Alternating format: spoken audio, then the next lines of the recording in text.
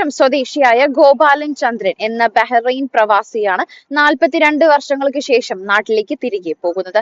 1983 August 16 തീയതി ഒരുപാട് പ്രതീക്ഷകളോടെ ബഹ്റൈനിൽ എത്തിയ ഗോപാലൻ ഒരു സ്പോൺസറുടെ കീഴിൽ ജോലി ചെയ്തു വരുന്നതിനിടെ ആ സ്പോൺസർ മരിച്ചു പോവുകയും ഗോപാലന്റെ പാസ്പോർട്ടും മറ്റു രേഖകളും കാണാതാവുകയും ചെയ്യുന്നു.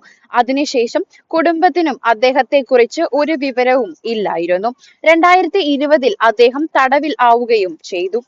പ്രവാസി ലീഗൽ സെൽ ഗ്ലോബൽ PROയുടെ ബഹ്റൈൻ ചാപ്റ്റർ പ്രസിഡന്റുമായ ശ്രീ സുധീർ തിരുനിലത്ത് ഗോപാലന്റെ കുടുംബവുമായി ബന്ധപ്പെടുകയും അദ്ദേഹത്തിന്റെ നിയമപരമായ പ്രശ്നങ്ങൾ നീക്കം ചെയ്യുകയും അദ്ദേഹത്തിന് നാട്ടിലേക്ക് മടങ്ങുവാൻ വഴിയൊരുക്കുകയും ചെയ്തു.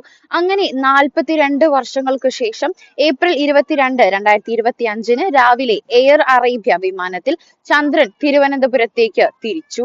ഈ ഉദ്യമത്തിൽ സഹകരിച്ച ഇന്ത്യൻ എംബസി അധികൃതർ, എമിഗ്രേഷൻ അധികൃതർ, മിനിസ്ട്രി ഓഫ് ഇന്റീരിയർ അധികൃതർ, LMRA എന്നിവരോടുള്ള നന്ദി പ്രവാസി legal cell president Shri Sudheer തിരുനിലത്തും ജനറൽ സെക്രട്ടറി ഡോക്ടർ റിതിൻ രാജും അറിയിച്ചു.